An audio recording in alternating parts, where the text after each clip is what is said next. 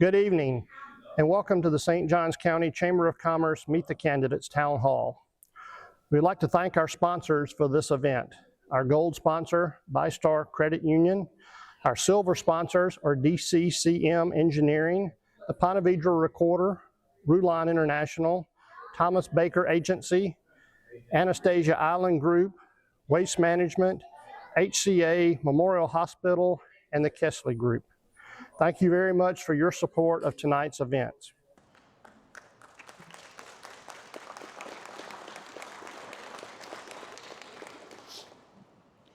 Outside of this great group, we want to recognize anyone else in the audience that's running for public office during this term. If you would please stand.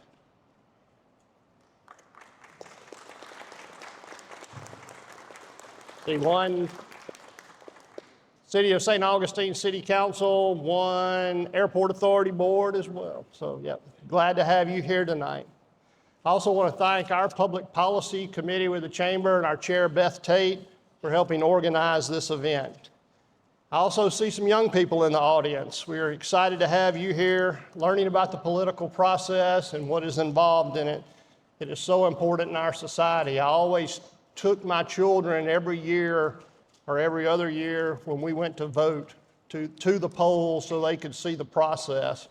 And I think now they're much, much older, but as far as I know, they've never missed an opportunity to vote. So always happy to see young people taking part in the process. The St. Johns County Chamber of Commerce is a nonpartisan organization. We do not endorse candidates. The purpose of this event tonight is to educate voters on the positions that each candidate holds and why they chose to run during this important election. The open primary is scheduled for August 18th, and that primary could determine these two races prior to the general election. Early voting will run from August 8th to August 15th. The general election will be November 3rd. Early voting for the general election will run from October 24th to October 31st. There are a number of state amendments and initiatives on the general election ballot for you to consider as well. We are hoping the electricity does not go off tonight.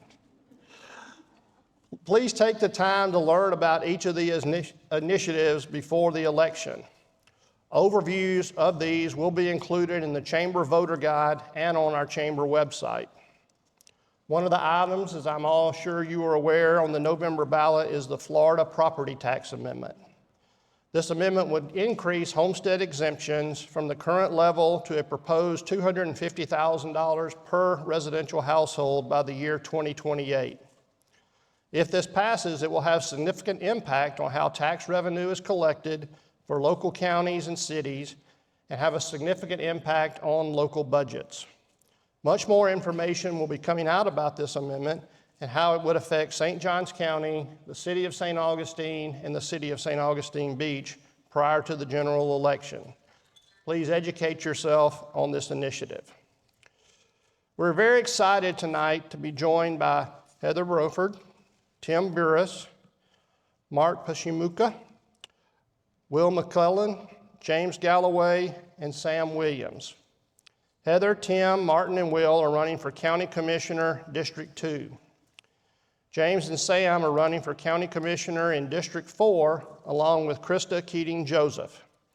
Commissioner Joseph could not be with us tonight because she is currently attending the Florida Association of Counties annual meetings. Prior to this event, Commissioner Joseph and I sat down and recorded her answers to the questions these candidates will hear tonight. Her answers will be distributed through video along with the answers tonight so that everyone has an opportunity to be heard. For tonight, we know each candidate has a group of supporters in attendance. To save time and keep the process moving, audience, please refrain from applause or cheers until the end of the event. With that, we are excited to get started. I'm going to have each candidate introduce themselves and give a brief bio. To keep it fair, we will rotate, starting with a different candidate for each question, and just go in the order that everyone's seated. So you get to go first. Candidates, please keep your answers to a minimum of 1 to 2 minutes so we can get through the largest number of questions possible. After 2 minutes, I will politely interrupt you and cut you off so that we can keep the process going. And with that, we will start with Heather. Heather, tell us a little bit about yourself and why you chose to run for County Commission District 2. Thank you, Scott. And again, thank you for the Chamber of Commerce for holding this event. There's a lot of residents that are very committed to why I'm wanting to run, which is our hearts are in the right place. We want people to stay here. We want people to live, play, and have a quality of life. I started my first government and or charitable equitable events here in St. Johns County with Fostering Connections. If you don't know, I adopted my 2 wonderful children, and I was serving on the Fostering Connections Advisory Board. A few years later, another call to action came. That was with my CDD in Trailmark and Reverie. At that point in time, the amenities were destroyed. We had no traffic light, and there were several accidents happening at Psetti. We had a developer that was blaming the county. We also had roads that were also turmoiled. What I did is I stepped up, another call to action, and another solution. My name is Heather Brofford, and I'm running for District 2 for the County Commissioner, and I ask for your vote on August 18th, excuse me. Thank you. Just pass that. Yeah, 3 of you will share each one. Yeah. I'm Tim Burres, and I'm running for District 2 County Commission as well. I've lived in St. Johns County for 54 years. I've lived in the District 2 area for 46 years of those 54. I graduated from St. Augustine High School in 1988. Soon after I went into the military and served in the United States Army. I'm a Desert Storm veteran as well. After I got out of the military, I got my degree at Flagler College, and I entered the Law Enforcement Academy. I got hired in 2000 by Neil Perry, and I did a 25-year career with the St. Johns County Sheriff's Office and recently retired in August of last year. I'm married, have 3 children, 2 grandchildren, all live locally, and I'm running for District 2 County Commission because I've lived here my whole life. I've always been a public servant, and I believe I still have more to offer to the county, and I hope to serve in that capacity and make this county better than what it ever has been before. This county did so much for me as a kid growing up. It pointed me in the right directions. It treated me like a parent should treat your child, and I'm forever grateful for that. And I want to make sure my kids, your kids, our grandchildren are able to live in the same way we did.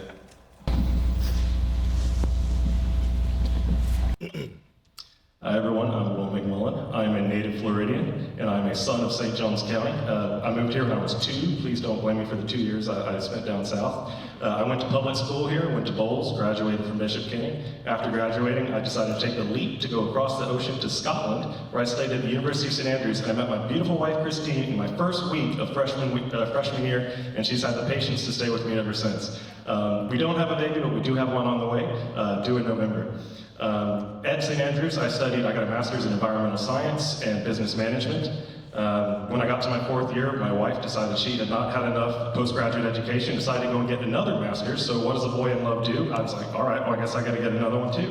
So I got a master's in international finance. After that, I went to go work on Wall Street, investment banking, hedge funds, high-frequency trading, you name it, I did it. I was really good at it. Until one day, I'll never forget, I was having lunch. I was eating a bowl of chicken noodle soup from Hale & Hardy and a piece of rye bread, and I got a phone call that would ever change my life, and it was from my mother. And she said, well, I have breast cancer. And my father passed away when I was a teenager, and my mother was my rock. She was my everything. So I did what any good son would do, and I moved back down to St. Johns County as quickly as I could. And I'm happy to announce that almost 20 years later, my mother is still cancer-free. Since moving back to St. Johns County, I've worked in a number of different industries, including finance, real estate, technology, and I currently work in consumer packaged goods with some of the world's biggest retailers and manufacturers. I'm running because I want to preserve, protect, and restore what makes St. Johns County the most beautiful, most incredible place in the entire world. And at the same time, I want to build a foundation so that our children and their grandchildren can enjoy the quality of life that makes this a place that so many people want to live to. And I want to provide opportunity for the children who grow up here so they don't have to move away when they graduate because there's not enough opportunity. Thank you. Hello everybody, my name is Martin Valerian Pyszczymuka. It's a long name, but if you forget it, MVP on the ballot. Well, there's my beautiful wife right there. We have 2 children, 11 and 7. I did not grow up in St. Johns County. I grew up in other places that weren't like St. Johns County. I grew up in New Jersey, where I earned a scholarship to play football at Rutgers University. I got my degree in economics. I was also the captain of the football team and a Dean's List student. After college, I went into the Air Marshal Service, and then I went into the FBI. The FBI shipped me out to Honolulu, Hawaii, of all places. There, I invested in white-collar crime, so fraud and public corruption, and I also went through COVID out in Hawaii, which was an eye-opening experience, to say the least. I retired from the FBI. My wife and I had a choice to where we wanted to live. We said, Florida, best schools, and we came out to visit and fell in love with the place. We've been here 4 years. July 1st will be 4 years. I don't want to be accused of lying to anybody. And I've realized, especially, I'm the only candidate that qualified via petition. So I got over 3,000 petitions signed from residents. And residents here are absolutely fed up with the reckless growth that's going on in the county. I am here to slow the growth in the county, stop the waste in the county, because our budget's exploded as well, and restore a government that actually serves the residents, not these developers. That's all I have to say, but I'd appreciate your support on August 18th. Krista and Martin, thank you.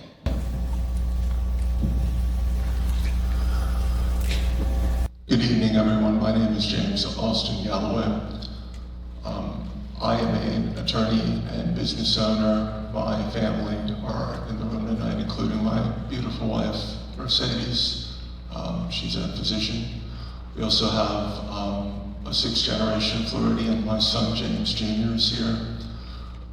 I've been a business owner here for about a decade with my law firm, serving the community in a variety of legal matters. I've had the privilege and opportunity to represent a lot of residents here, and I've put roots down here. I've served the community in terms of being the president of my HOA for the past 3 years.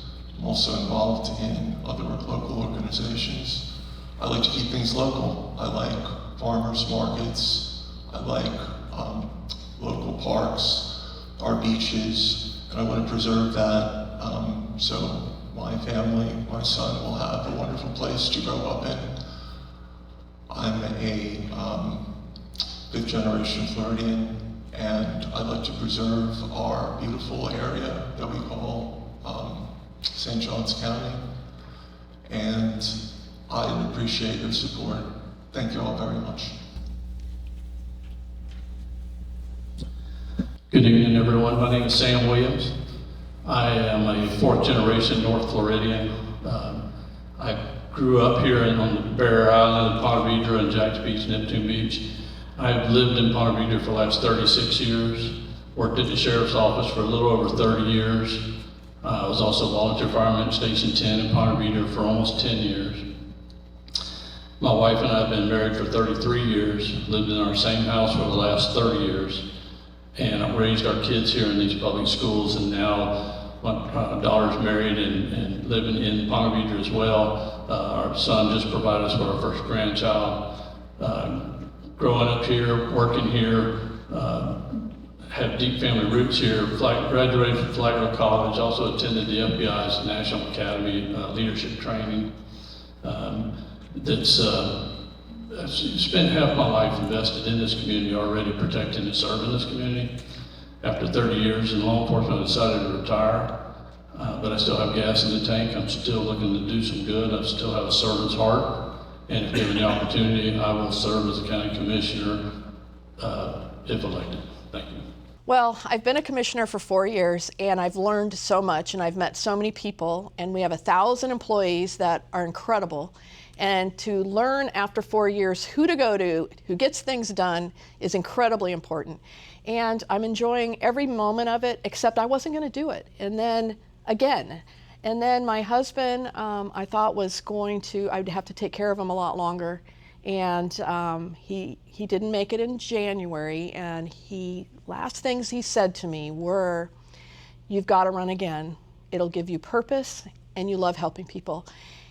And at that moment, I just said, okay, I'll do that. And that's how I decided to do it again. And now that I've been back on the trail and talking to people and doing my job, he's right. And it is giving me a purpose, and I love it. And I love helping. You know, the little individual things are the things that I love doing for people. And that's what I'm going to continue to do.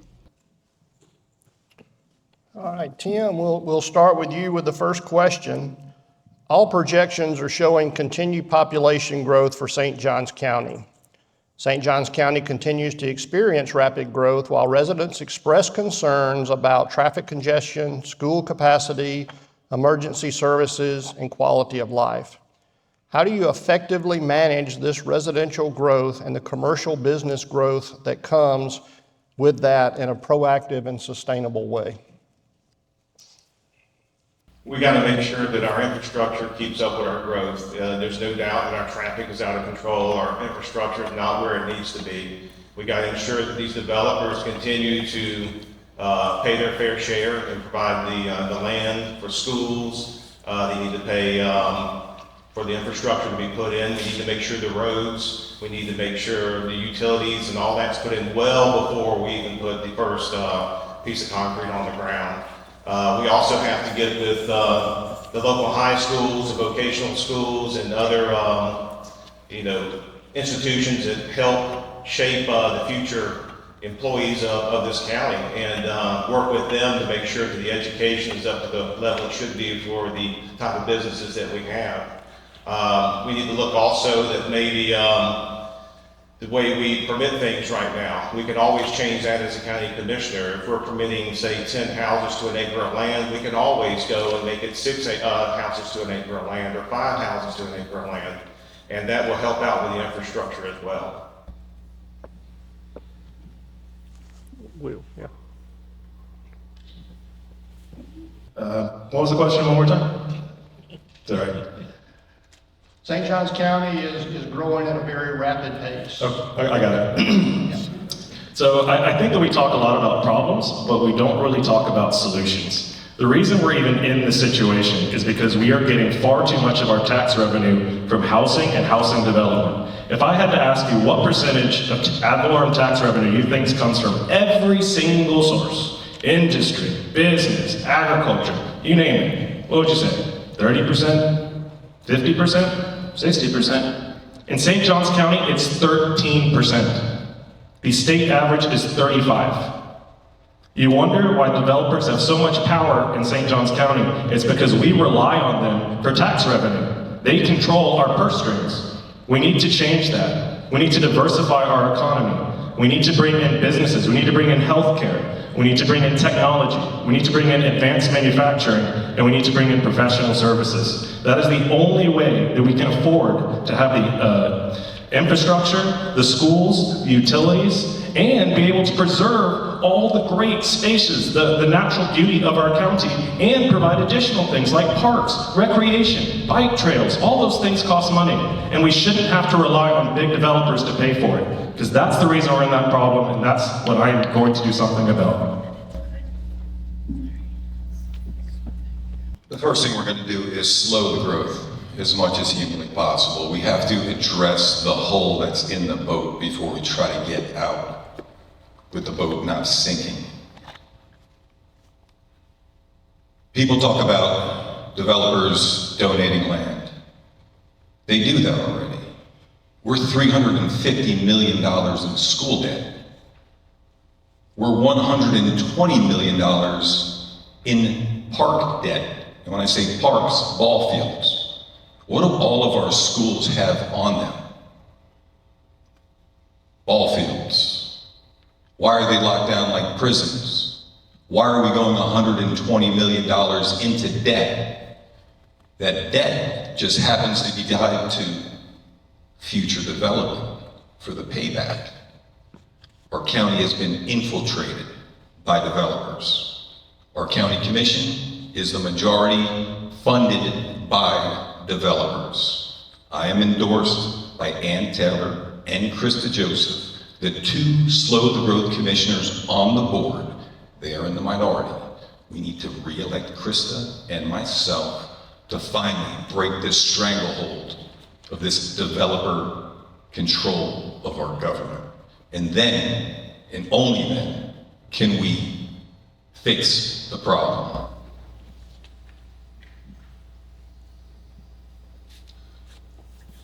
The focus should be on growth management in such a way that it does not outpace our infrastructure and our quality of life.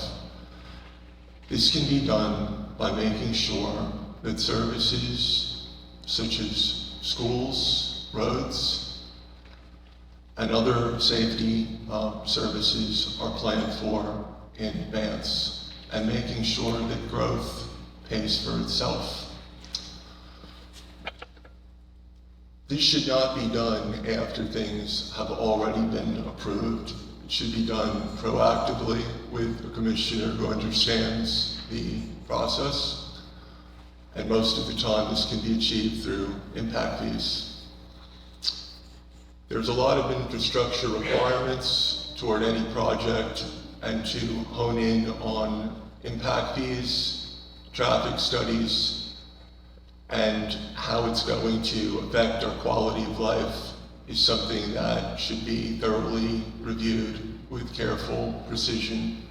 And that's what I want to bring to the table, is safe, steady, and professional review of growth management. I'd appreciate your support. Thank you so much. I think everybody up here would say that we need to slow the growth. It's gotten a little out of control.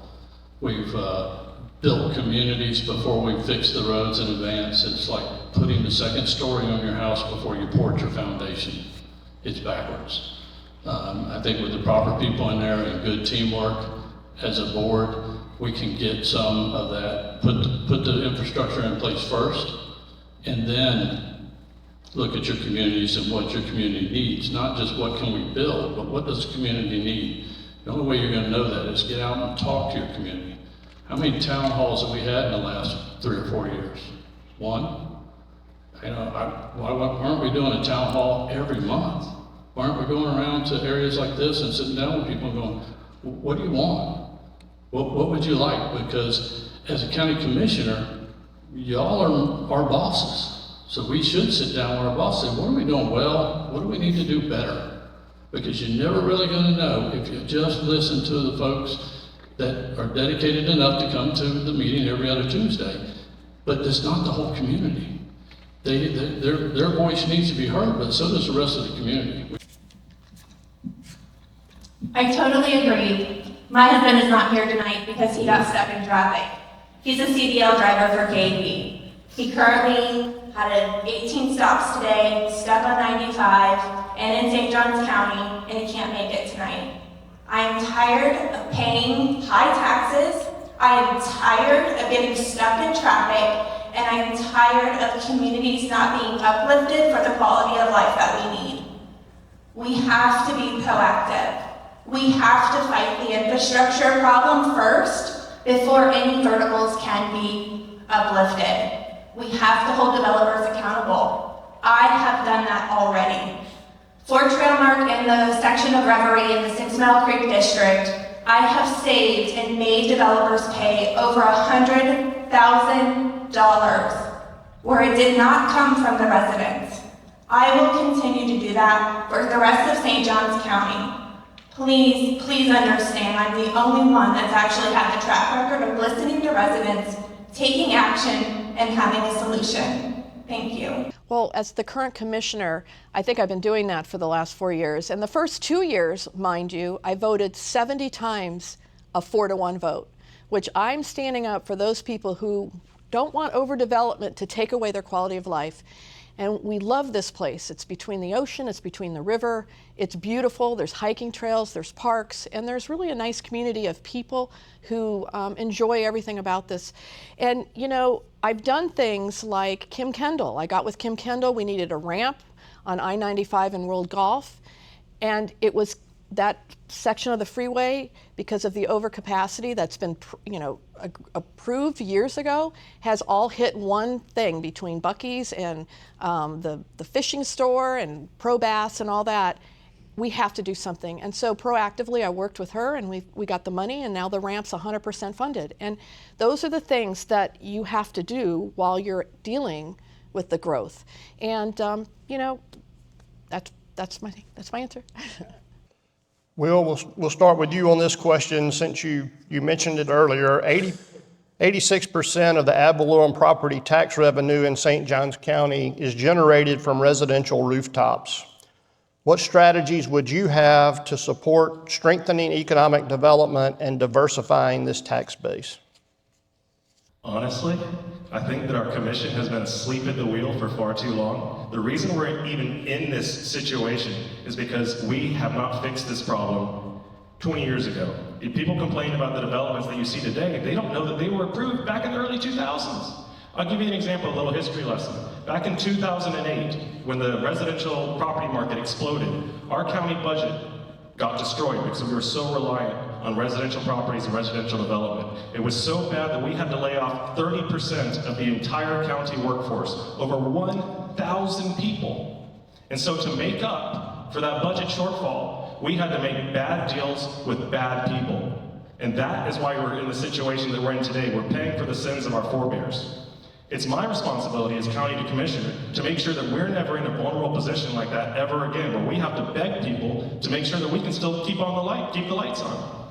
So in doing that, we need to empower our Chamber of Commerce to attract high-paying employers in the healthcare, technology, advanced manufacturing, and professional services, so that we diversify our economy, making it more resilient, more robust, so that it's not just dependent on one sector or one industry. That's the only way we fix this. We have to become a stronger county so we are never, ever vulnerable again. And at the same time, we provide opportunities for our children.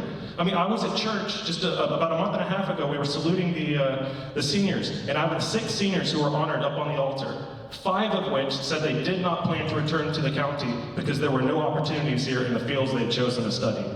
That is a tragedy. It breaks my heart, and it's unnecessary. And that's what I plan to fix.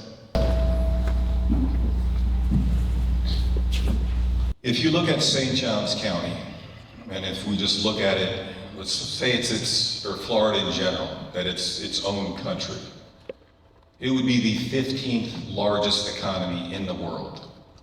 St. Johns County is the wealthiest county in the state. Our median income is about $20,000 more than the next closest county.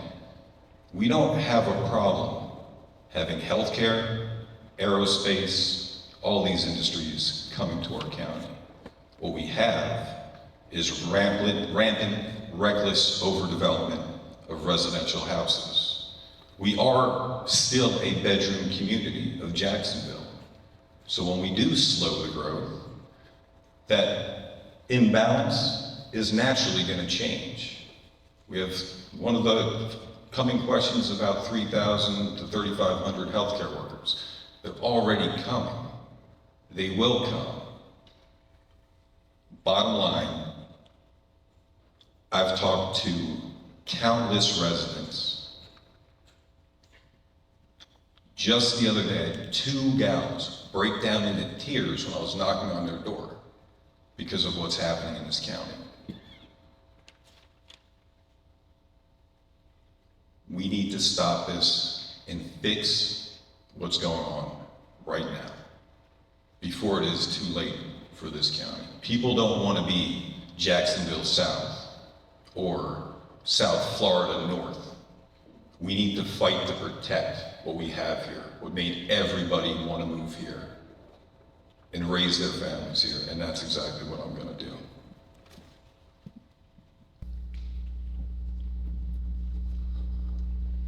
We shouldn't rely too heavily on our rooftops. We should focus on diversifying our tax base with quality jobs and impacts. I moved out here in 2019 as a professional attorney, and I've had success. I'd like to see other people have the same opportunities, whether it be healthcare or light manufacturing. Of course, it would have to be part of a comprehensive plan and zoned accordingly with the proper impact fees. But what's very important is to be able to diversify our tax base.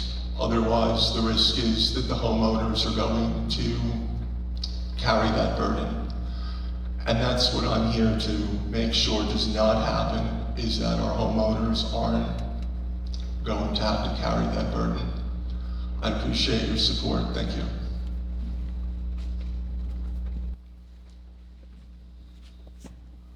Well, 86 cents of every dollar that taxes that come in come from residents. We certainly need more industry to even that out. If this bill passes on the ballot in November, St. Johns County is going to lose a lot of ad valorem tax money.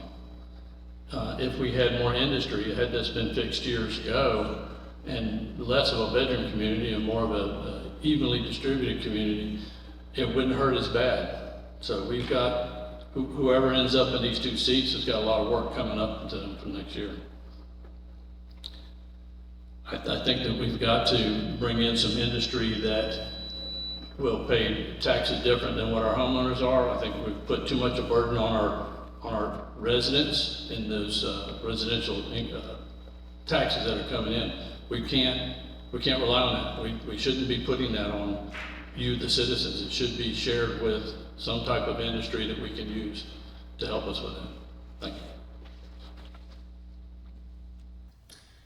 Due to the issues that we're all talking about tonight, I think most importantly, we need to have high-paying jobs and attract the businesses that are high-paying jobs in this area. We're a quiet town. We want to keep it that way, but we also want to grow and diversify our workspace. What that means is we want to attract businesses, similar to finance, healthcare, other small technology companies that would be an 8 to 5. We all have families. We all like a quieter afternoon and evening with those families. Let's incentivize those people to come and do business here. Let's make sure that we're giving them the right strategy so that way they can grow their business, but also provide X number of jobs. So we are also benefiting from these workforce that would happen here in St. Johns County. And then lastly, they need to have the affordable housing. We'll talk more about that in the next question. Thank you. No, I agree, we need to have higher paying jobs here in the county. That's been no secret for a long time. I started at the sheriff's office making $21,000 a year, and deputies now don't make too much more than that. It averages out to be about $1,500 a year in increase in their salaries. We got a wealth of knowledge in this county. Outside of the school board, our biggest employers is Grumman, VAEW, and Ring Power. You got a wealth of knowledge in here with these businessmen that built successful businesses from the ground up. They weren't just given to these people. Why are we not reaching out to them and having some type of tabletop discussions with them to get ideas and some type of direction on how to get us out of this mess that we're in? It's right in front of us. We just need to talk to the right people. We got to be able to listen and then take the advice that we're given and actually do something with it. Well, the easiest thing would be to have a data center come in here. That is not what I want to do. And I know you're shaking your head because it's all about data centers right now. But it is all about data centers because you could have $200 million tomorrow. It's not worth it to me. I do not want to give up my life, my quality of life, or the lifestyle everyone has built to be here. We paid good money for our homes, and we don't want to lose it to sound, water, or electricity problems. So I'm on the Industrial Development Authority, and that's what we do. We look for other alternatives in industry, and Northern Grumman is here. They discovered there's a port there, there's a port right off the airport that we could be using in a different way besides them using it to haul their planes up to Jacksonville. We have so many other opportunities we have not taken advantage of. You know, there's aerospace industry, the healthcare industry is just blowing up. We have clean industries that we can bring in here, and we do have the land already zoned industrial. So I do think those are the ways to go at that problem in the future. So Martin, going on Sam's comment, the legislature recently voted to pass the property tax amendment on the November ballot to increase the homestead exemption to $250,000. As we've discussed, since St. Johns County has a higher than average number of residential rooftops, this will impact the local budget and reduce local government's discretion on how revenue is spent. If this passes, what are your thoughts on how the county will make up the revenue shortfall? Nothing changes with my thoughts. I'm going to do the same exact thing I was going to do if this doesn't pass. We're going to doge this government because it needs it. Our budget back in 2020 was $920 million. 6 years later, it's $1.9 billion. Governments spend money. That's what they do. It's not their money. They're the least efficient people that spend money. You spending your own money on yourself is the most efficient. Government spending money on other people is the least. We are going to figure out exactly where every dime is going, starting with our bloated bureaucracy and going all the way down to how each and every individual contract is issued and looking for any conflicts of interest. Thank God for Doge and Elon Musk, because it raised the veil on what really goes on in government. With these charity groups, the government is for public security, safety, roads, and schools. Everything else is kind of icing on the cake. And as far as the tax cut goes, I don't even think it's going to be as catastrophic as everybody thinks. Now, the devil's always in the details, because I definitely don't want to become more beholden to Tallahassee. But we have a $50,000 homestead exemption right now. So in the first year, it's going to raise it $100,000. The average house is worth over $500,000 in St. Johns County. It's not messing with the school tax, so you're still going to be paying a lot of that. But it's just going to bring your taxable real estate down a bit. And then it goes up to $250, which, like I said, I'd like to see the actual math on how that is actually going to impact us. But I can assure you, we are going to find easily the amount to offset within this government.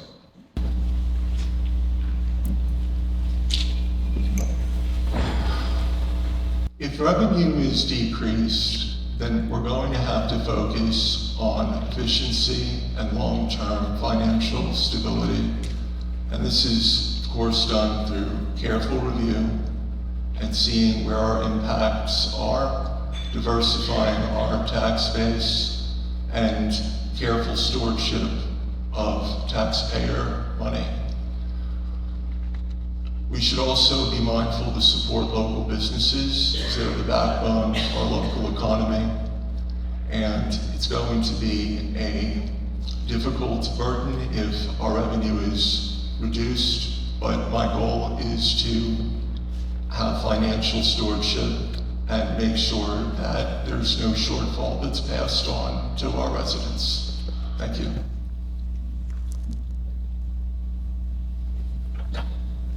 Well, we definitely, if this vote goes through on the ballot, we're going to have a shortfall in income, that's for sure. And like Martin said, the government's not always good with their money. They spend the money, they don't treat it as if it was their own budget like I would. When I was the director of the jail for my last 5.5 years, I ran a $22 million budget. I found efficiencies that they're currently saving $400,000 a year today that I put in place when I was the director. And every year, just because the government has money doesn't mean they have to spend it. You can be efficient with the budget just like you are with your home budget. And every year, I would turn about $1 million back to the Sheriff's General Fund the month before the budget year was over. Because if I didn't have to spend it, I didn't.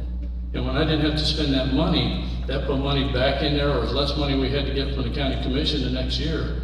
And it means less taxes, hopefully were being spent, and maybe some money came back to y'all's wallets.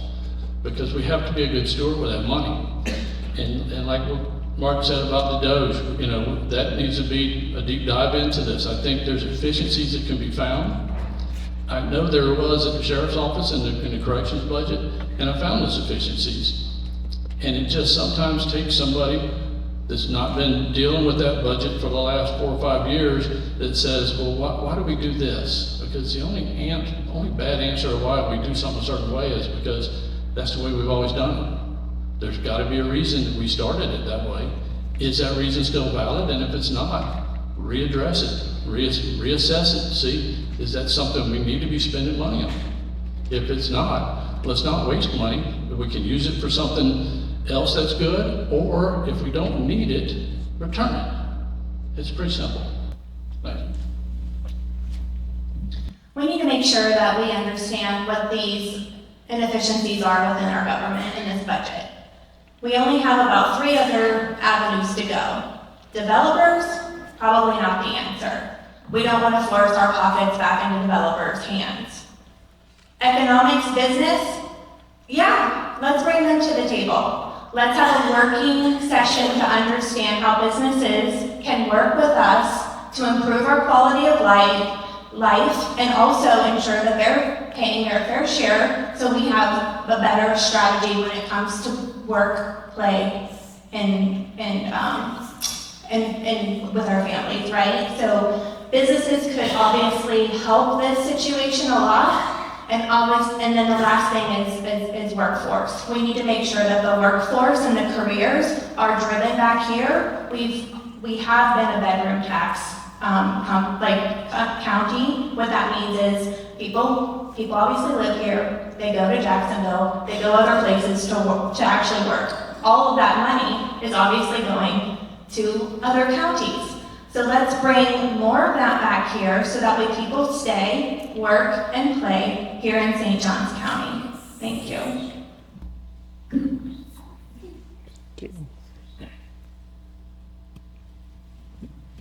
No, I agree with a lot that's been said up here. I think we're all regurgitating the same thing. If this comes through, I mean, we're going to have to look within. I mean, I like Sam said, I did budget preparations with the sheriff's office for years as a staff member.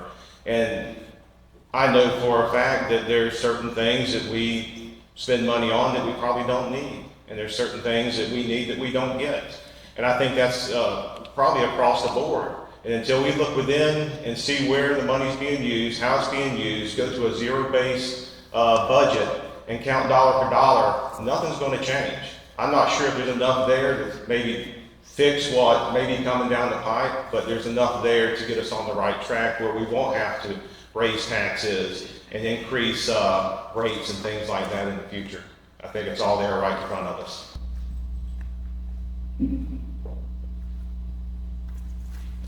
Yeah, I also just want to reiterate what all the other candidates have said. It's going to be a big change. And when I say big, I mean this could potentially be catastrophic. Our county has an operating budget of only a little under $400 million a year. And some estimates, liberal estimates, say that this could potentially reduce that by half, $200 million a year. Boop!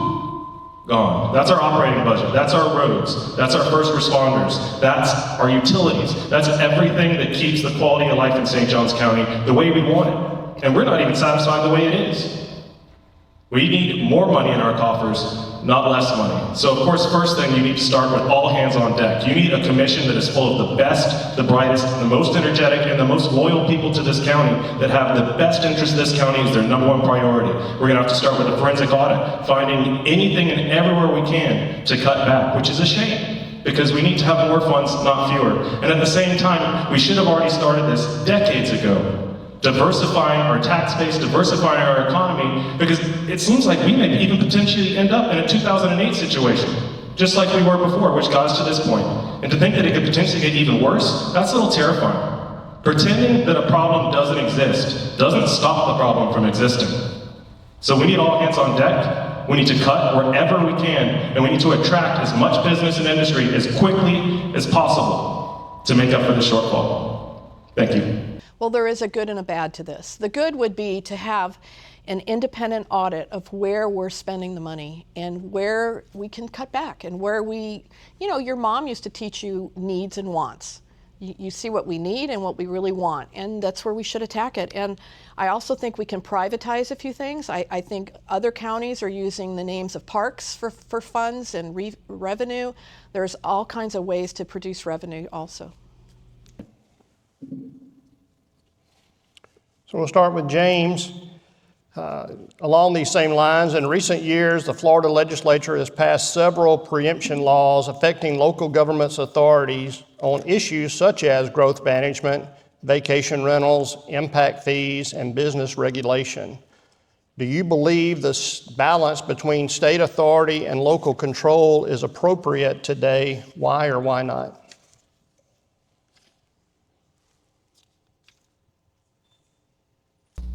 I think the balance has shifted a bit too far toward the state and away from local government. Local government understands growth, and local government should be in the position to manage it. The state legislature has voted on items such as the Live Local, the Blue Ribbon Bill. There's several other drafts of bills that are in the works. And I think that the responsible thing to do is for the commission to work within the legal authority that we do have and manage growth the way that we are able to through things such as impact fees and ordinances permitting.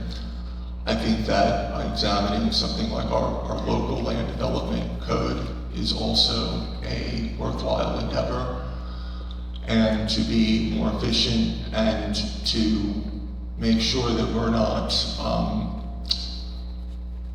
pushing back against something that we're preemptive to do and not interfering with our subordinates' jobs, to really focus on the authority that we have as commissioners and to be as efficient as possible. And that would be the way that we can achieve balance and impact the right way as commissioners. Thank you so much.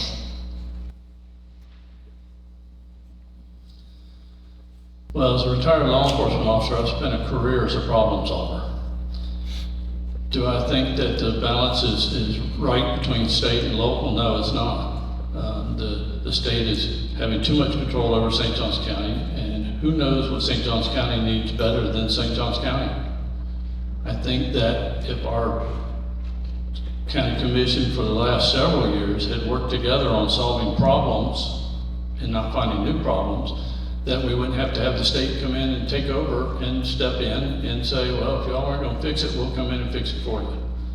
Because they have a solution. But is that solution right for us or is it right for them?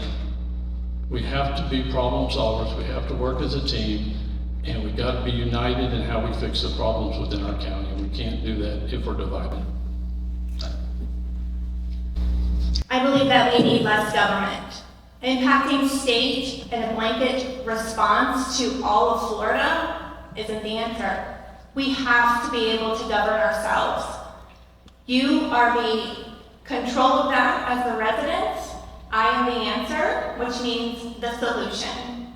What we can do is we can obviously govern more of a policy that would help us if that state would let go of those strings to bring that back to the county so we can ensure that we're doing the right thing for you. I hope in the future that we can work together. I hope that this obviously would change. And as county commissioner, I will continue, like I have already in the 6 Mile Creek community, make the residents' voices heard. We will continue to make St. Johns County the unique quality of life environment that we all love and enjoy. We have a very special county here with the beaches, the downtown area, to our rural and farmland. We need to protect that. We need to make sure that we are all working together, that we are able to have open communication, that we are able to come to solutions and ask the right questions to be a work in progress for you. That starts on August 18th by voting for Heather Brofford for District 2. I think the state has a role as far as providing consistency and protecting your rights. That's what they're there for. As far as who knows the county best, it's at the local level. We know our infrastructure, we know our growth, we know our pains, we know our positive things, we know our negative things, and only we can fix our problem. We don't need the state to come in and be the big dad to tell us how to do it, because we know all by watching the news and seeing things around, they don't always get it right. We need to be the problem solver for our own problems and keep the state out of our issues. Yeah, I'll just reiterate what Tim said. I mean, I'm an American. I believe in sovereignty. I believe in autonomy. And I don't think that we need people who either just moved here or aren't from here and know nothing about how people work, live, and operate here in St. Johns County telling us how to live our lives. So we need local solutions at the local level, governed by local people.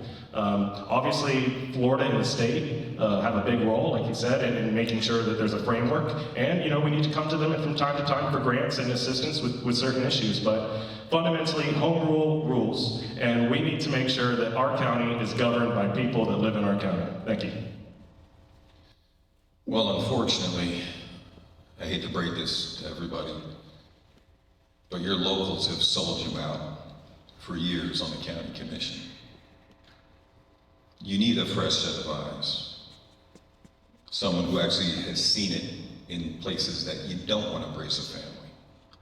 But as far as answering that actual question, SB 180, like many bills, was sold as a good thing. The devil is always in the details. They said, oh yeah, if your house blows down after a hurricane, limit the restriction on builders and build houses. Everybody could get behind that, I think. But then they slipped something in at the 11th hour that nobody saw. It applied to all developers within 2 years after a hurricane.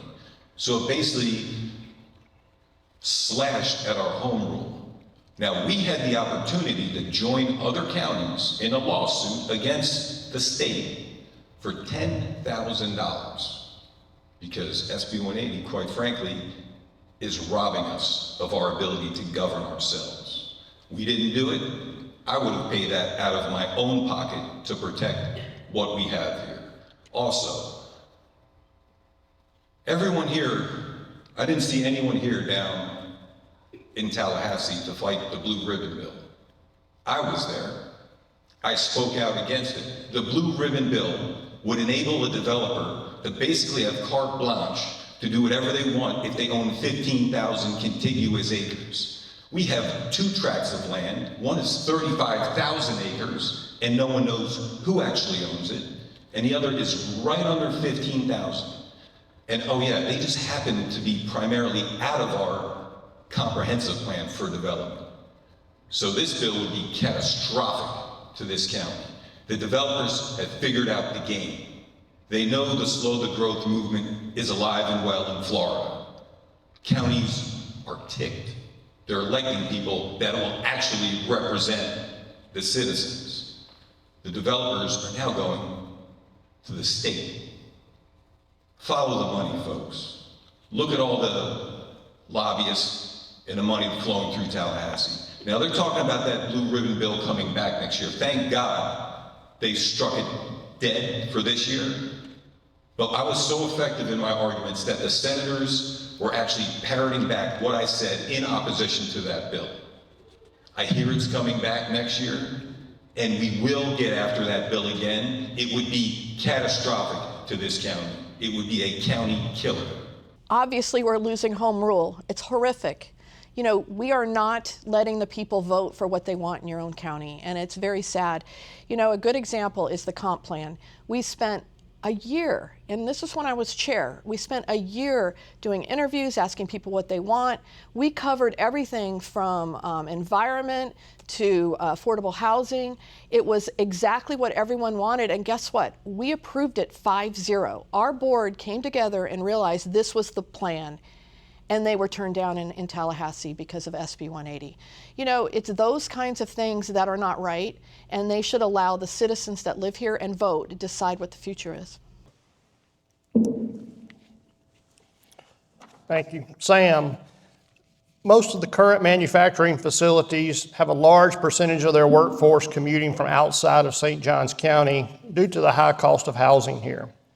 The Sheriff's Office, the school district, and the hospitality industry are also faced with this issue. One proposed solution is public-private partnerships to provide a long-term affordable options for these employees. Do you see this as a viable solution, and/or do you have other ideas on how to address the high cost of housing in the county? Yes, so this problem is twofold. One is some of the housing is more than what these employees can afford. Also, a lot of these public servants don't make enough to afford the median cost of a house in St. Johns County. So we've got to figure out that problem. We've got to figure out how different avenues we could take to make that work for these first responders, these teachers, the service industry, because you want that off-duty deputy living next door to you when you call 911 because somebody's breaking in your house and they can walk over in a matter of seconds. When it takes 5 minutes for a deputy to get to your house with lights and sirens on, 5 minutes is forever when somebody's prying your window open. If you're having a heart attack in your house and you call 911, you need a paramedic and there's one living next door, there's a huge benefit to being treated immediately as opposed to 5 minutes later, 10 minutes later, depending on how long it takes fire rescue to get there. We want our teachers living in our community. We want these folks living in our communities, because when they're traveling from Jacksonville, Green Cove Springs, Palaca, Palm Coast, way more cars on the road. If they lived in a community, it's a short drive to wherever they work, and we don't have all this traffic on US 1, 95, 13, 207, 206. So it's important to find a solution for that, and I think there's avenues to do that. We just got to get together and find a solution and stop talking about the problem. Remember that affordable housing thing that I mentioned earlier in a question that was coming up? This is it. So again, workforce housing would obviously help some of this. We need to be strategic and very creative with our zoning. It's basically the saying, two birds, one stone. If you're actually working with the workforce to provide affordable housing so they can rent back to their employees, the jobs are coming here, the taxes are coming here, and then additionally, they're not on our roads. So, because they'll be living closer to where the job location is. We also need to think about nonprofits. All of this, if we work together, we can work with the nonprofits to ensure that some of this affordable housing that's already available is expanded. We have a great community. We have a lot of people that want to help. The answers are in front of us. You just need somebody that wants to work for it. Again, that's me. For the August 18th election, I again ask you to vote for Heather Brofford. I'm not teamed up with anyone else. It's just lonely old Heather Brofford. But my actual solutions and what I have done in my current position with the CDD board has been astronomical. I've helped those residents, I've made those solutions, and with my finance background, I've actually saved them money in the progress. So again, thank you. Every time we say affordable housing, people think of apartments. And when they think of apartments, guess what's being built all over this county? That's their solution to affordable housing for first responders and teachers and other families that can't afford a $500,000 or more home. As Sam was saying earlier about deputies, they're living in Putnam County, they're living in Flagler County, they're living in Jacksonville. There's current county commissioners now that think, well, living in this county is not all right. If you can't afford something, go to Jacksonville. Go to Green Cove Springs and live where it's cheaper. Well, let me tell you what that does from the inside looking out. Having a patrol car and taking it out of the county. It's wear and tear, it's fuel. The big thing is that car itself is a crime deterrent. Someone sees it, you slow down. You see them around the corner. If you're doing something wrong, you stop. But guess where all those benefits are going? They're going to other counties. Just that little thing alone is a big thing. I think it's asinine that deputies make what they make in this county. Why would you want to drive 45 minutes from Duval County to St. John's to work to make the money they pay here when Jacksonville is fixing to have a huge pay raise? And when they get that huge pay raise and they're making $40,000 more than the deputy sheriff here, what do you think's going to happen? We're going to be in a real big pickle. We're going to have a shortfall in first responders. I know because I've been there. I've supervised. I've managed. I made it up through the ranks. I know how this is. And if we don't do something to propel it, we're going to lose a lot of deputies and a lot of first responders soon. Yeah, again, I just want to reiterate what Tim said, but instead of first responders, I want to say that it's about educators. I have a good friend who has a son who's a teacher at a high school here, and his son has to commute over an hour and a half, 2 times a day, because he can't afford to live in St. Johns County. They say that we need to retain teachers, that we need better teachers, that talent is our new currency. But just like with police officers, how are we going to keep educational talent, any sort of talent, if people who aren't making 6 figures plus can't afford to live in our county? And in addition to that, over 40,000 people a day commute into the county because they can't afford to live here. You wonder where your traffic is? That's a good proportion of it. So what we need to do is not apartments, because the worst possible thing we can do is get people into the cycle of forever rentership. We need to provide not affordable housing, but attainable housing for young professionals and young families so that they can get on the property ladder. And maybe not big mansions or McMansions or anything like that, but just affordable, safe, clean, nice homes for a reasonable price, so that they can get on that property ladder. And that's something that the county can definitely step up with. And one of the reasons that we have this imbalance is because the developers have had so much power for so long. Where's the biggest profit margin? It's in those mansions. It's in those higher value homes. There's no incentive for them to build homes for regular people, for people just starting out, for people trying to raise a family. And I think that's a big thing that the county can step up and change. Thank you.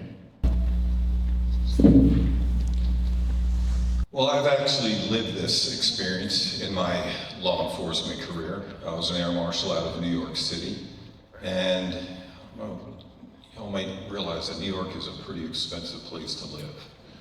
They didn't give me any housing. I had to commute. I had roommates. You did what you did if you wanted that job.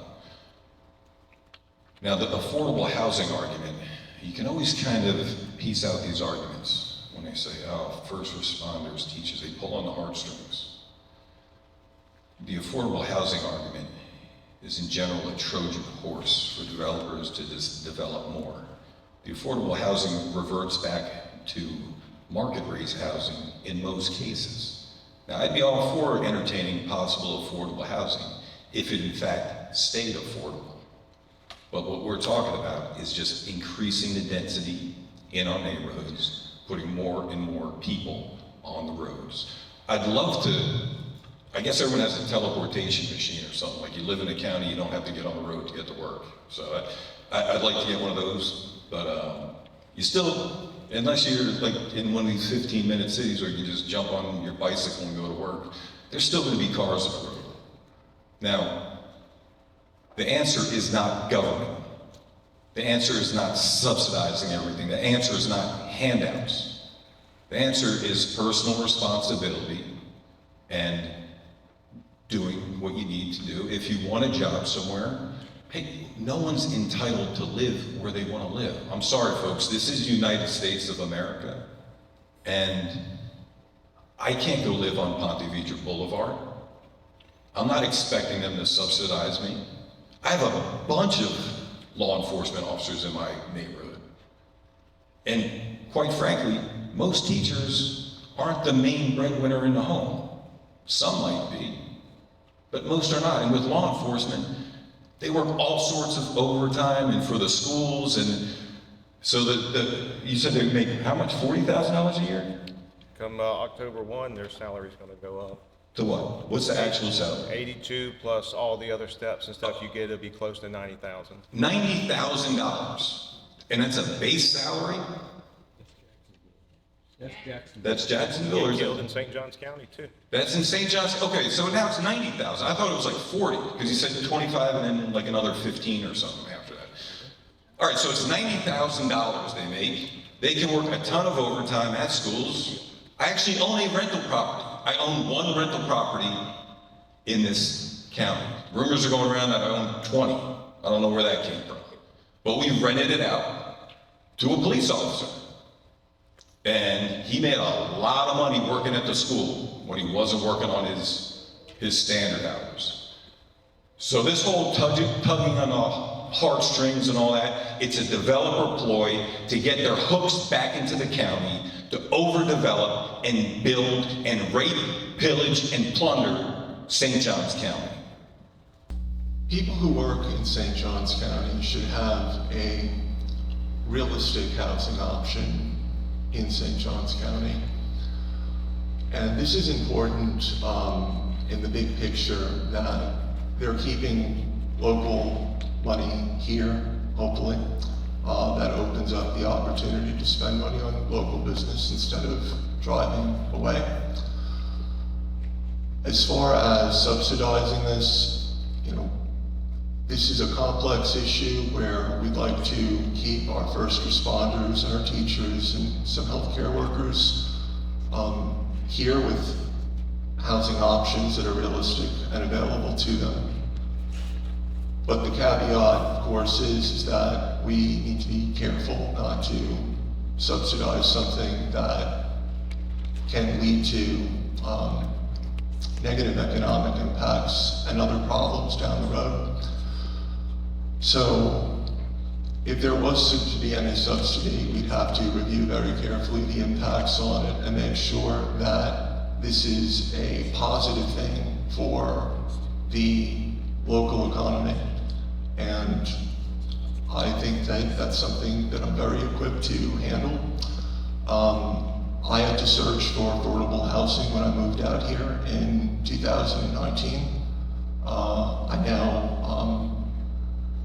have a rental who's a healthcare worker, and they're not easy to find.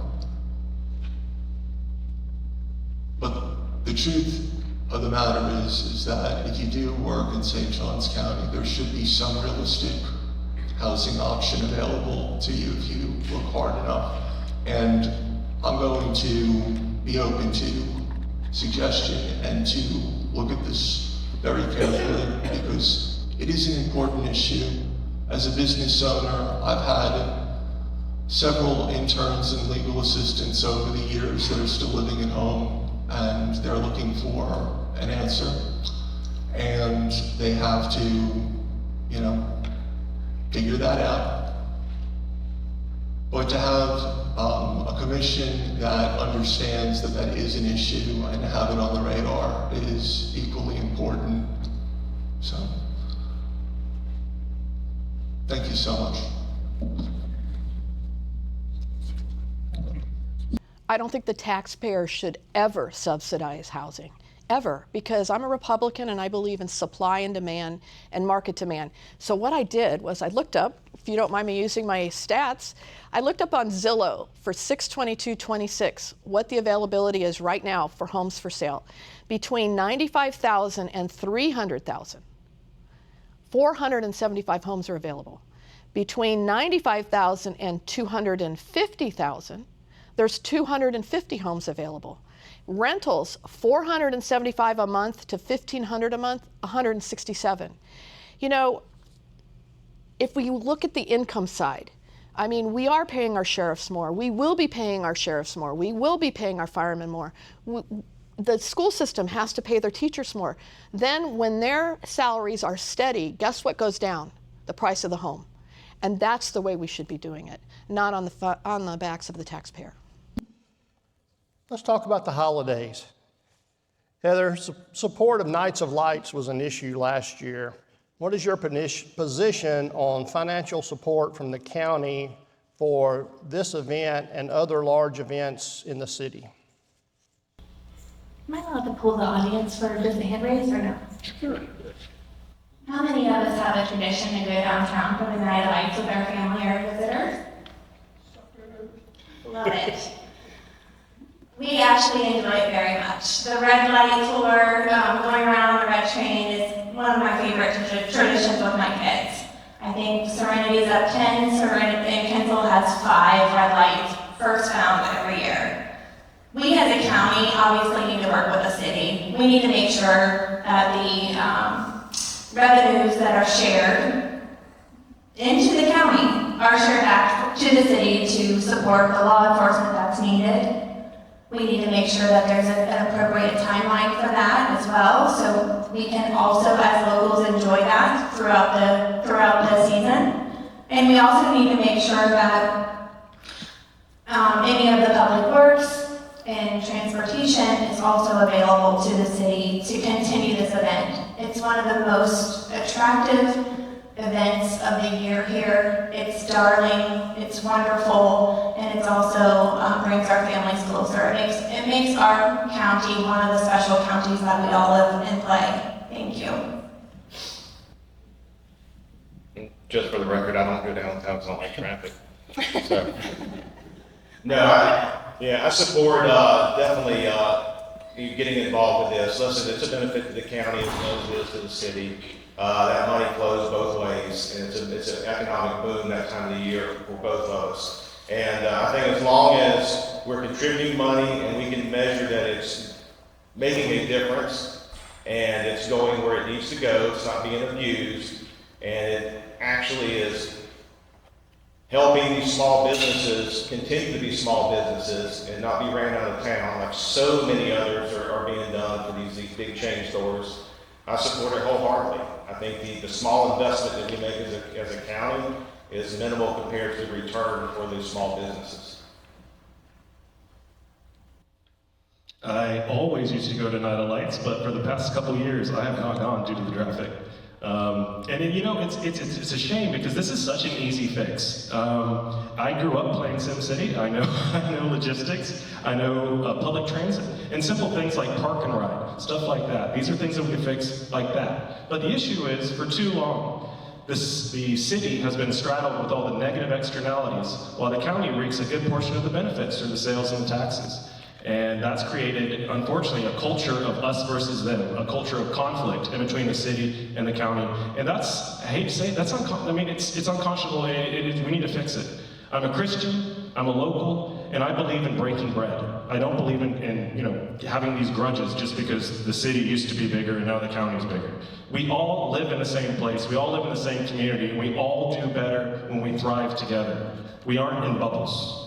So yes, I believe that the county should support these events, and not just the Night of Lights. I mean, St. Augustine, it's a gym. I think it's one of the most beautiful places, not just in Florida, but potentially the world. And that's why people come from all over the world to visit, and we are so blessed to have them. But at the same time, we need to support our city to make sure that the city of St. Augustine is fully funded to make sure that everybody has a good time when they do visit. Because the last thing we need is people coming from all over the world and saying, hey, this isn't what I signed up for. So, thank you. Everything needs to be looked at with a good, cost-benefit analysis. With the Nights of Lights, I think it's a very good thing that we help out the city, because it's a boom for the local businesses and everyone that depends on that time of year. So I could 100% see getting behind that, but like I said, the devil is always in the details. As far as you mentioned other events too, and if we are going to help out with other events besides Nights of Lights that may draw bigger revenues or ticket sales or things of that nature, we need to structure it in such a way where there's some sort of return on investment back. We just can't be a piggy bank every time the city needs something. As far as with Nights of Lights, I think it's a great event and everybody benefits, especially the local business owners. So I would see myself getting behind that, but again, it's hard to say exactly what I would do if I don't know the details. But we can get up here and talk and speak platitudes, but until you get there and actually crunch the numbers, we have an accurate answer.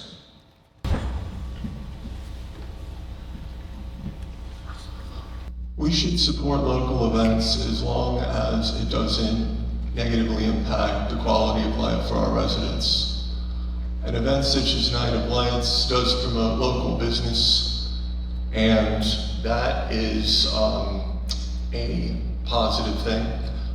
But we have to manage the impact on the residents that this will inevitably affect, and we have to do a cost-benefit analysis on whether or not this is a good thing to promote. But as far as right now goes, there is an economic benefit to Night of Lights, and as long as the residents aren't negatively impacted, then we should want to support events like that. We should also try to support events such as supporting veterans who are in our community and are very worthy of our gratitude for their service. So I'd like to support local events and have an eye to make sure that there's a positive economic benefit and the quality of life for the residents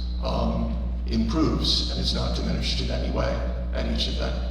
As a commissioner, I'll keep an eye out for good events to promote and ones that don't have a positive economic benefit or negatively impact the residents' quality of life. Then I'd look to modify them in such a way to where we can get them either better or we do something else. Thank you guys so much. Does anybody here remember how the Nights of Lights got so famous? Yeah, so you've lived here for a while. It's when National Geographic put us on the cover, said this is one of the top 10 places on the planet for a lighting display. Well, I agree with everybody else. It's a wonderful thing that we get national recognition for. We just have to make sure that we're not spending so much money on it that the benefits that come back to the local vendors and the local shop owners, you know, in the hotels and the restaurants and things, that the money comes back. So we just want to make sure that we're getting our return on investment. But it is a nationally recognized event. So yes, that is something I think that we should definitely continue with. Thank you. Well, I don't know about all the other large events. Really, Nights of Lights is the largest event. It was a lot of fun. I enjoyed myself. So did Allie. But the way to cover that is I was on the TDC at the time. We did give them money for security and for restrooms. I have a big thing with restrooms. I think it's wrong to not have enough. But, you know, there is a middle ground because you have people living there wanting to enjoy the quality of life, but you also have the entertainment and the fun, and you want both. So I think it's up to St. Augustine, the city of St. Augustine, to take that one and try to work with us on what they need. But really, it shouldn't be St. Johns County taxpayer funding it. Tim, we are seeing tremendous growth in the healthcare sector in St. Johns County. With the current projects under construction and those soon to be announced, it is projected that we will need to add 3,000 to 3,500 new jobs to our community. How can the county support this growth and the educational and training programs that are needed to meet this demand? We need to work closely with, as I said before, we were talking about colleges, vocational schools. We can start in high school preparing our future generation for jobs in these sectors. Everything's out there. We know what our strengths are. We know what our weaknesses are. We know the businesses that we want to attract, and the best places to start is to start early with our youth and get them pointed in the right direction. I know some of our schools now have nursing programs. They got all kinds of different art programs and everything. I think we take what we know we have, what we need going in the future, we start plugging those in and getting people trained up for the future, and I think it'll go a long way. Yeah, as I said before, talent is the new currency, and we are giving it away. We have the #1 school district in the state of Florida. We spent 12 years raising these kids, the smartest kids, the brightest kids, the hardest working kids, not just in the state, but potentially in the country. You know, I'm a little bit biased, but I think they're the best people in the world. And there's not enough opportunity for them here in our county the way it stands. We raise them up, we invest all this, and then we send them off because there's not opportunity. I think what we need to do, we've taken nascent steps, baby steps, in the education to training to employment pipeline. We need to formalize it, we need to fund it, and we need to grow it as much as possible. And this works both ways. It enables our students and our kids to be ready and trained for the jobs, not just of today, but the jobs of the future. And also it signals to employers that, hey, there's a readily available and growing workforce right here in St. Johns County. You don't have to move anybody here. There's already people here, and they're ready to work, and they're the best in the world. I mean, right now, it is a shame that our unemployment rate has gone up 1.5 just in the past 12 months. People can't afford to live. We need to fix this. We need to strengthen our education to training to employment pipeline, and we need to let employers know that they are the best possible workforce pool right here in St. Johns County, and they're ready to work and grow their business. Thank you. Well, I believe the question said there's 3,000 or 3,500 healthcare jobs that are coming here. And like I said earlier, we are the wealthiest county in the state. Employers are coming here. Do we need to fix our education system and actually make it so the talent can be trained up and ready to go? Maybe. Is it the part, I'm missing, you know, where businesses come to an area and then they expect the area to train the talent for them. Did everybody have an entry-level job here at one point? Did the business you work for expect you to come there with all the training? Now, I'm not saying it's bad to have training, folks. Don't misinterpret what I'm saying here. But we have an education problem with our school system as well. We're not running for school board. We just shut down a technical high school because they're running a deficit. I think it's $8 million this year. It's going to be $23 million in total. Government spending. There's gigantic bloated bureaucracies on that end as well. So there is school board elections coming up this year, so I'd encourage everybody to look at the candidates and also their donations. You learn a lot from somebody when you look at who their donors actually are. And as far as us being responsible for training a company that's coming to the county's employees, I don't see that as being our 100% responsibility. Now, we can definitely help with that and make sure our education system is as good as it can be from a commissioner level. But they have their own set of issues with our school board, and it's debatable whether or not we're 1 or 2 right now. Some places say we're 2. I see a number 2 going up in the audience. So, yeah, people come here for the schools and to raise their kids in an area that's, quite frankly, the salt of the earth live here. Trust me, I know. I've lived in other places. And this is an incredible place that we need to preserve. And we just need to make sure that we can hand it over to the next generation. Heck, our generation. Because at the rate that things are going, I've been all over the county talking to everybody. There's clear cutting everywhere. They're heartbroken by what's going on here. And we need to fix it. This is a major opportunity, and we should promote a competent workforce, and infrastructure. We should have a work school pipeline, and we should be reviewing the impacts on these new jobs and how they're going to affect our roads and traffic and corridors. I'd like to be able to keep these jobs in the community, and that does require a lot of planning. But to have less traffic and strain on our existing economy and infrastructure, and focus in on our impacts on how to make all of the roads, and if there are schools or other services that are going to be required to accommodate the infrastructure that's needed to bring these jobs in, then that's looked at first and proactively instead of retroactively when the infrastructure is already strained and we're losing in the local economy with commuting which is basically a double negative for us. So careful planning on this, but this would be a major opportunity if handled by a commissioner that knows how to thoroughly review these impacts and these jobs. And that's something that I would be very keen on doing, and I'm going to do it very thoroughly and make sure that we get the most out of this opportunity, because it's a major opportunity if handled correctly. Thank you.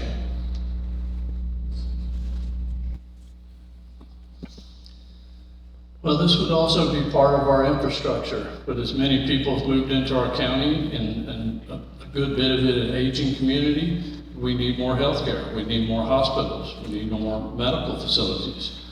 We have a fire academy to train our firemen, we have a police academy to train our police officers. We need nursing care, nursing education. We have St. John's River Community College where we could have programs to help train these.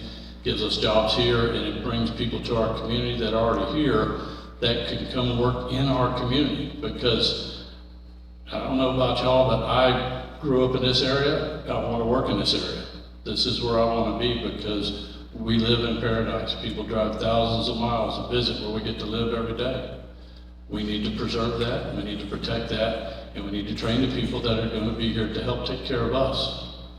Thank you. Look, these are all really great ideas, and I can't agree more. The bottom line is we need to work together. We have the school district doing the academies for the healthcare. We have this state colleges, Florida State, the universities, the technical schools. They're all doing their part, but how are we bringing them together? How are we all doing the process and the lineage to make sure that those careers are progressing, to making sure that the next step is happening? We have, again, the answers. It's just about bringing this community together, these businesses together, these universities together, the school district together, sit down at the table and let's have a plan. That's just as simple as it can be, but it doesn't just stop with healthcare. Let's talk about trades. Let's talk about finance. All of it needs to be reviewed so people stay here. Our families stay together. People aren't leaving. That quality of life is because our community stays together. So that's what we need to focus on, is bringing everyone together, not only for the healthcare, that's amazing. Everybody comes here for our healthcare. We're working towards that. But there's a lot more to do and a lot more to talk about. Thank you. First of all, I love this industry. It's clean, it's not biosolids, it's awesome. The way the high schools right now, PV High School has a technical kind of school that's going on there, and it has robotics and it has teachers, things like that, as well as Northern Grumman has the best thing they're doing. They're taking kids right out of high school and they're actually putting them into college and have their own program for them to learn and to get up to speed and actually work for them. You know, there's so many opportunities. I grew up in Arizona where Embry-Riddle was just this little school that started in Prescott, Arizona, and no one knew what it was doing. Look, it's here now. Aerospace has taken off. You know, that school, technical school, really has really transformed schools. Phoenix University, they're giving education to everyone that wants to work in industry. And this is exactly the form of industry we should be looking at. And I don't know. I loved Embry-Riddle. So Will, we talked about earlier the difference in housing ad valorem versus non-residential ad valorem. If we expand in manufacturing sectors, what sectors should we target and where is the best locations for those expansions? Well, I'll ask the audience a question. I don't know if that's allowed, but if I were to tell you that there is a factory in America today that makes precision, that makes advanced aircraft from nose to tail, would you even believe me? And if you did believe me, where would you think it would be? Somewhere in Washington, somewhere in the Midwest, maybe somewhere in Texas? Oh my God, I see a hand up. St. Augustine Airport. It's at the St. Augustine Airport, that's correct, where Northrop Grumman manufactures the E-3D Advanced Early Warning Plane. We need more Hawkeyes, fewer houses. We need to expand our aerospace.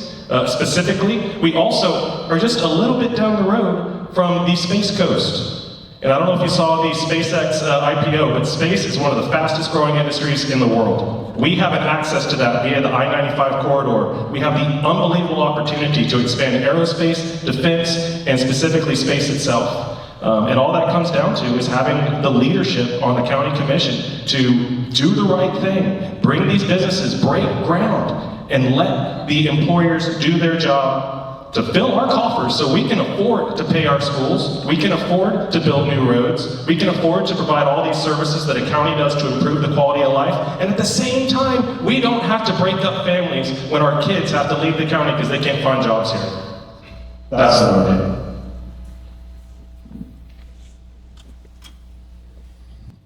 Yeah, as far as manufacturing goes, we have a lot of land in our comprehensive plan. It's already zoned for commercial and industrial.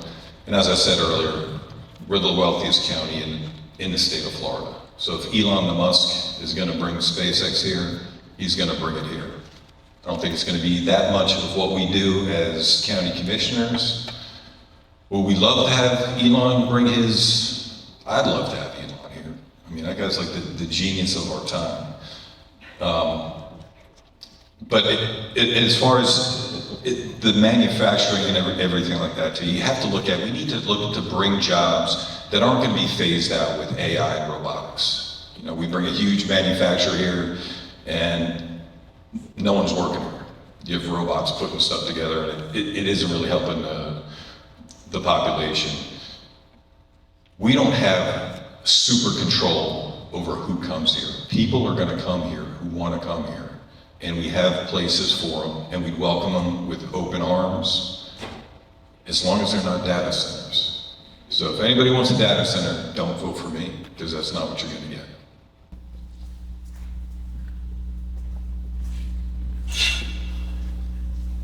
The county should be targeting clean, high-value industry to come with high-paying, quality jobs.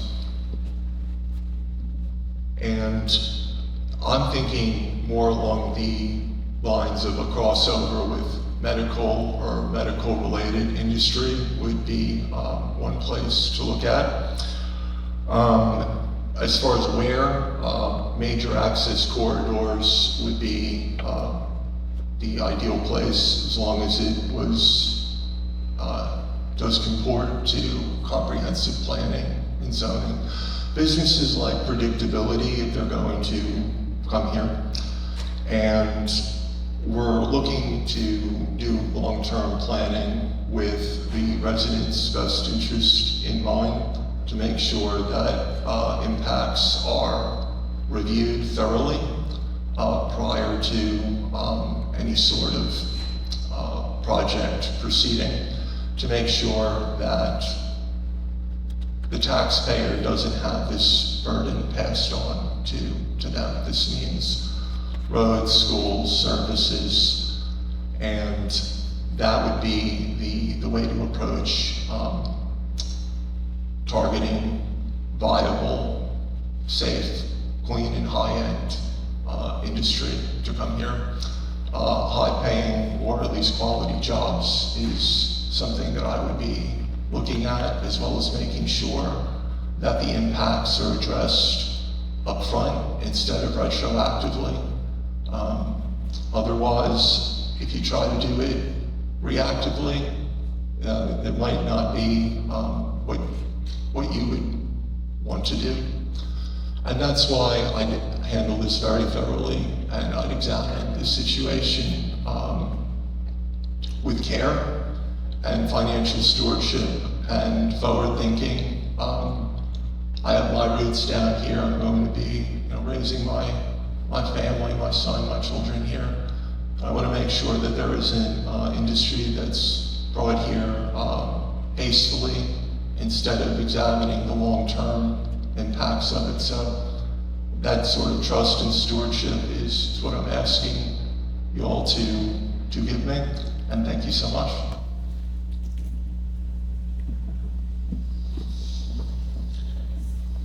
You know, for years, there was only 2 other counties that had more residents with a bachelor's degree. That was Alachua County, where University of Florida is, and Leon County, where Florida State is. And St. Johns County was the 3rd county with the most residents with a bachelor's degree. We have a lot of smart people here.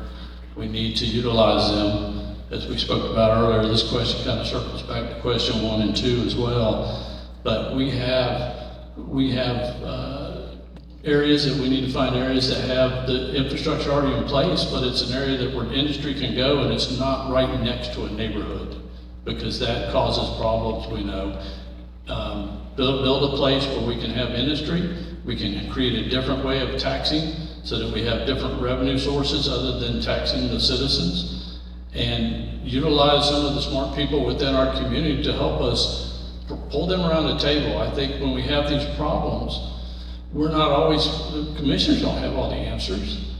Get your table and put some citizens at the table, commissioners at the table, put the developers at the table, put the educators, put the first responders, put the people that when you make a decision, if I make a decision for this gentleman to go what he wants to, does it affect the way her life is?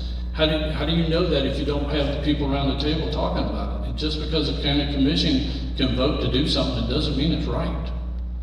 We have to know what our community wants, and you won't know if we don't ask them.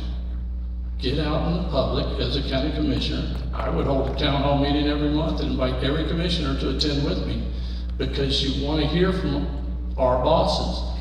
It's you put us in this place. We work for you. Your tax dollars will pay our salaries. We're tasked with being physically responsible with the money that's in a budget. So let's bring some smart people around the table and figure out how we bring industry in, figure out how we lead this county, because you need input. Otherwise, you're just making it up as you go along. Thank you. Yeah, we can't just be a free-for-all for all types of workforce and manufacturing. It needs to be focused. It needs to be dialed in to what this community actually does and needs. It's business finance, office jobs, it's healthcare, medical devices, and the third one, which is huge in District 2, food and agriculture. That's where we need to focus this type of manufacturing and bring these jobs in. We need to ensure that we're giving them the right incentives, that it obviously turns into more workforce people working out of this county, and they're actually living here as well. That's what brings the revenues here. That's what brings the tax dollars here, and that's what's going to make people stay. Live, work, play. Here in St. Johns County, let's not just have the bedroom tax or the bedroom housing. Let's make sure that we're bringing other businesses and those manufacturers here so we can actually stay together. This community is very unique, and we need to make sure that we keep it that way. Thank you. Whatever businesses do come here or we attract here, they just need to be high value. They need to pay well where people can afford to make a decent wage and be able to afford a home here. We need to have our children and our children's children be able to build careers here and stay. I left and went out into the world like other people have, and I came back home. You know, this is where I wanted to live. This is where I want to eventually take my last breath. And, you know, I can't think of a better place to do it. But if we don't do something now to curtail the building that's going on, slow the growth, do something with our infrastructure, our traffic, it's never going to be achievable. Our kids are going to leave, they're never going to come back. Whatever businesses do come, we just need to put them in areas where our infrastructure is already in place, where it doesn't become more of a burden than we already have. Well, and you know what I'm going to say, because the airport has at least 300 acres or more, I don't know, and a section of the airport's also connected to the inland waterway. So there's so many opportunities there. It's aerospace, Northern Grumman's there, but aerospace across the street, it just makes a perfect place for something. It's right off of US 1, and it's not in the middle of a neighborhood that's going to have the, you know, the bad things that go with industry. As in other places, I would say more along corridor and not into neighborhoods like that has happened and that people are very upset with. I see the clock and I see the time. We've got almost through all of the questions. And I want to start with Martin for closing comments. All of our candidates will be up front after this if you have other specific questions for them. Martin, I'll start with you on your closing comments. Sure. Thanks everybody again for coming out and bearing the elements at the beginning there. This campaign experience has been an eye-opening one to me. Never in a million years did I think I'd be running for office. Quite frankly, if you knew my view of politicians, you'd wonder why I'm doing this as well. And I'm telling you, when I get into doing this, the reputations are warranted, unfortunately. I've been trained for this job. I was walking earlier in the morning, like, what are you doing? Why are you doing this? And someone tells me, you've been prepared for this your entire life. My training with the FBI, my economics degree, my master's in business administration. I'm also a small business owner, so I know how things are supposed to work and function. I was positioned to do this, so I'm going to be doing this full time. My only priority is to serve the residents and put the residents first. Because when you've talked to as many people as I have on this campaign trail, it's devastating. People are leaving this county in droves. And I know, because I stood out in front of the tax collector's office talking to folks and getting petitions signed. It is literally heartbreaking. They can't take what's going on in this county. And unfortunately, our current board that's majority developer funded is tying everything to future development. I always hear, the parks, and it needs to be paid back with impact fees. That means more development, more problems, more issues. Development does not pay for itself. If it did, all of our taxes would be going down. Has anybody's taxes gone down in this room? Exactly. We need to have a leader that's going to tell it out how it is, not give you political talking point platitudes. Because yes, we might go through some very hard times.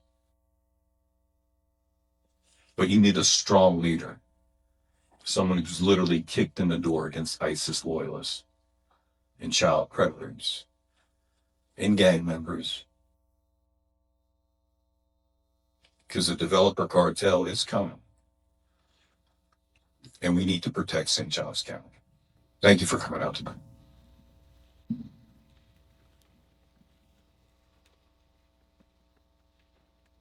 Well, I'm a local. I'm from Jacksonville. I've lived in Northeast Florida my entire life, other than 4 years at FSU in Tallahassee.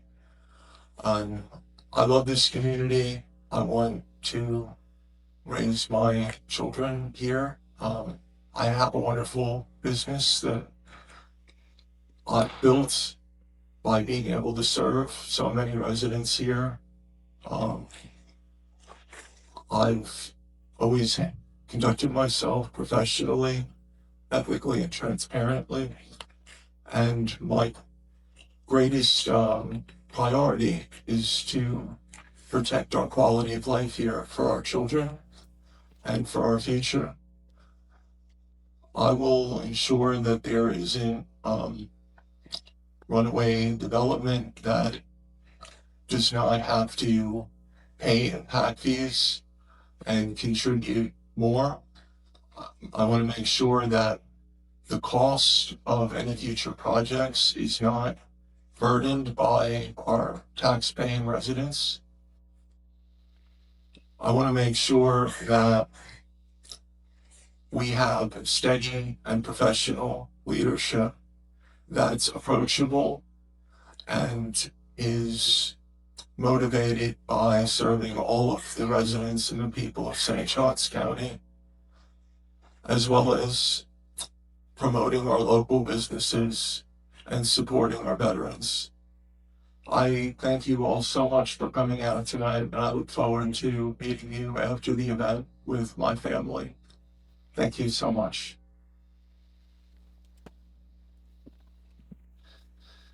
Well, running for office is not an easy thing, and I think everybody up here can attest to that.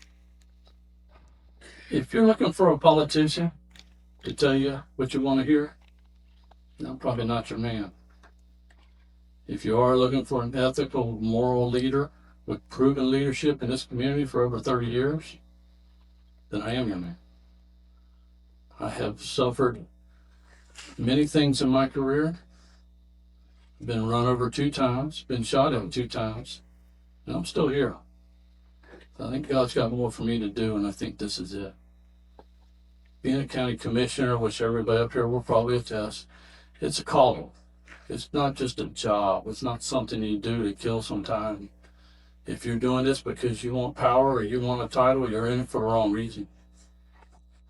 The reason we should be doing this is because we are dedicated to our community.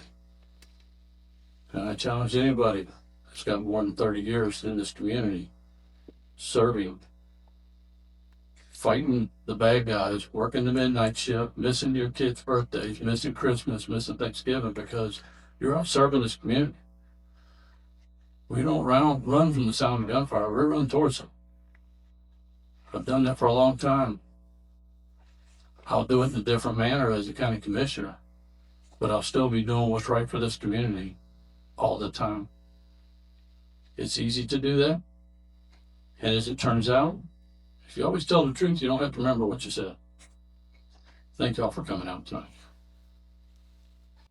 Well, public service has been in my DNA since I was very young. I didn't understand exactly what my life was preparing me for, how my family's hearts for their communities was preparing me for this moment.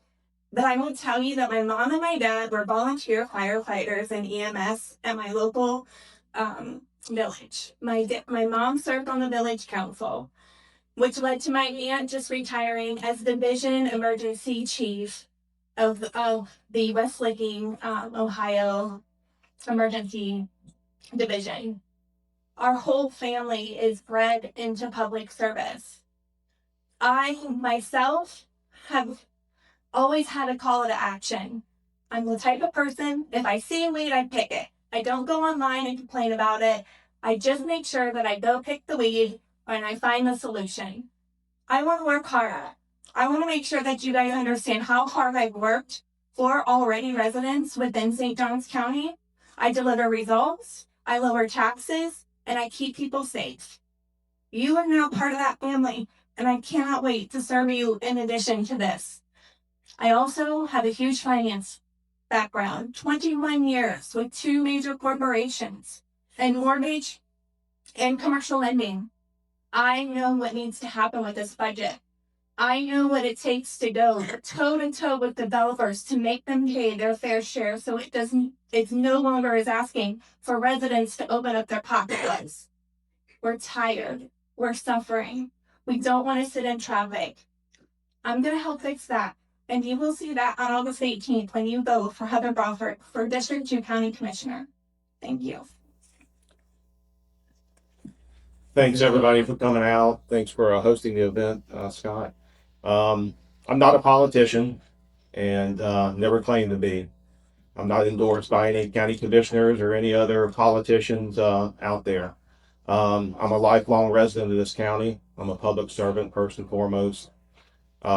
Like I said before, I went out, I came back. This is home.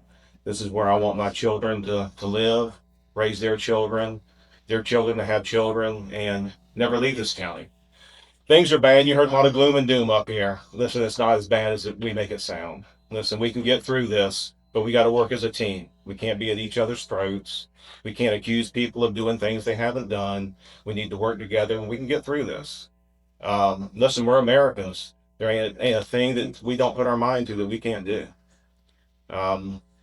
It's always been in my blood to wear the uniform and be proud of not only my state, but my country as well.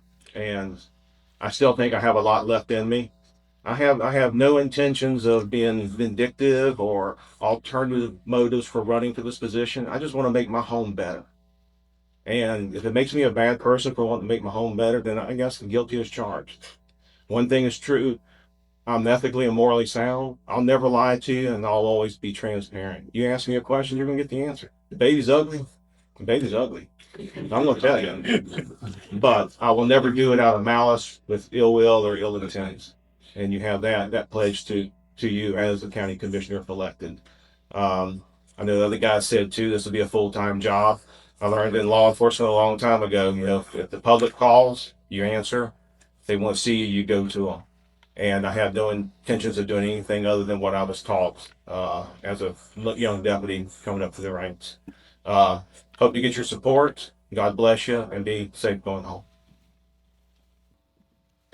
So like I said before, I'm Will McMullan. I am a son of this county. I lived here since I was 2 years old. This county formed me. It made me who I am. St. Johns County is in my blood. It's in my heart. There is nothing more dear to me. I have lived in 4 different countries, and I have visited over 60. And I would not pick a single place in the entire world more than I would pick St. Johns County, Florida. Because what we have is truly, truly special. The reason I'm running is because I've lived here my entire life. I've seen the changes. Some of them have been good, and a lot of them have been bad. And personally, I don't think our county has ever been at a lower and more dangerous point than it is right now. We need a county commission that's filled with the most capable, the most competent, and the most, let's just say, objectively pure candidates. People who genuinely care about this community and want what's best for it. Not special interests, not big outside corporations, but people who live here. We, as county commissioners, are public servants. We are called to serve. That isn't ourselves. That isn't to pad our bank accounts. And that's certainly not to help people that are behind us. That's to help the people who put us in office. And that's the residents, the people who live here in St. Johns County. I am running to protect, preserve, and restore what this county is and what makes this county great. And at the same time, provide solutions. We do it not by political platitudes. We do it by fixing things. And I think for too long, our county commission has been asleep at the wheel, and that's what got us into this situation. It's been reactive instead of proactive. We need real leadership that cares, that listens. And they say that the environment here in St. Johns County, people are too loud, they're too angry. Well, there's a reason for people being loud, and there's a reason for people being angry. And that's because for too long, we've had a commission, we've had a local government that hasn't listened to them. And naturally, they're fed up. So I think it's time for change. I am that change. I bring real solutions to real problems. Let's make it happen. And let's save St. Johns County. And Will McMullan, please vote for me. Thank you. Well, the greatest thing is you can reach me anytime, and I work for you. And I'm looking at the camera now because I work for you. And, you know, in 250 years ago on the 4th of July, our Constitution was made up of people to represent you, and I'm that person, and I'm going to do that. I may believe something else, but I really am here for you and to do that. And I'm not giving platitudes for re-election. I'm telling you exactly what I've been doing, and I'm just going to keep working hard for you. And Krista Keating-Joseph, votekrista.com. I want to thank everyone for attending the event tonight. This was a very informative session for all of us. Each of the candidates will be staying after for some additional specific questions.